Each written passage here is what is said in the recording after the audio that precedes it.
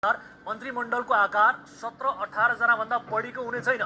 सरकार गठन हुने बित्तिकै विगतमा आफ्ना आसेपासे कार्यकर्ता आफन्त नगद लिएर सरकारका विभिन्न निकायमा टीका लगाएर हाकिम बनाएर जति पनि मान्छे पठाइएको थियो तिनीहरूलाई एकमुष्ट बिदा गरिँदैछ।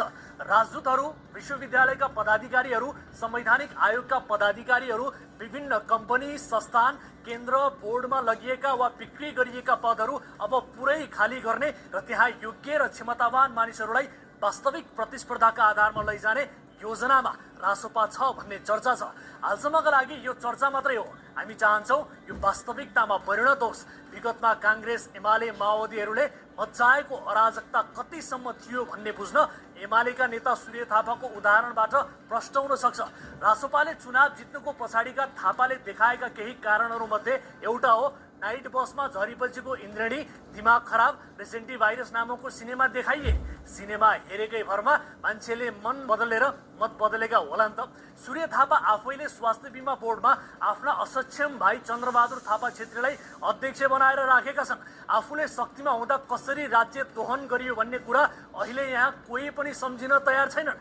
धितोपत्र बोर्डमा बिचौलियाका एजेन्ट सन्तोष नारायण श्रेष्ठलाई लगेर किन राखियो? आइपिओ जारी गर्नु अघि उनका एजेन्टले कसरी पैसा उठाउन बजारमा आतंक मचाए भन्ने कुरा अब सम्झिनु पर्ला कि नपर्ला त? प्रचण्डले के योग्यता देखेर तीन-तीनवटा देशको राजधानी बोकेर हिँड्ने ल्यार्ग्याल लामालाई लुम्बिनी जिम्मा लगाए त? अब यो खोज्ने कि नखोज्ने त?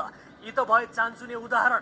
राष्ट्र बैंकदेखि अख्तियार, टेलिकमसम्म सर्वोच्च अदालतसम्म यिनीहरूले सेटिङका आधारमा, पैसाको लेनदेनका आधारमा, राजनीतिक दलको भागभण्डाको आधारमा बेच्ने अनि जनतालाई चाहिँ जताबाट पनि भकुण्डो जस्तो बनाउने काम नै गरेकै त हुन् नि। रासोपाले सरकार गठन हुने बित्तिकै 11-1200 जति राजनीतिक नियुक्ति लिएर जागिर खाइरहेकाहरूलाई डोजर चलाउने योजना बनाएको हो भने हामी भन्छौँ यो काम सरकारले पहिलो दिन नै गरोस्। यस्तो गरेपछि पैसा बुझाएर नियुक्ति लिएकाहरू चाहिँ हाम्रो लगानी उठ्दै नउठी हटाउन पाइँदैन भनेर अदालत जान सक्छन्। त्यसले अनावश्यक झमेला ल्याउन सक्छ। त्यसमा चाहिँ चलाखी अपनाइयोस्। अब एउटा अर्को उदाहरण दिन्छु। नेपाल रेलवे कम्पनीको महाप्रबन्धक छन् निरञ्जन झा। झाले एक कार्यकाल पूरा गर्दा रेलवे कम्पनी मासिक 1.25 करोड घाटामा थियो। महिनामै 1.25 करोड घाटामा चलाउने व्यक्ति दोहोरिएर महाप्रबन्धक हुने योग्यता राख्थ्यो होला त? तर 80 सालमा प्रचण्डले माधव कुमार नेपालको नेकपा यसको कोटाबाट झालाई दोस्रो पटक पनि महाप्रबन्धक बनाए। झाको योग्यता भनेको माधव नेपालको युवा सङ्घमा राजनीति गर्नु मात्रै थियो।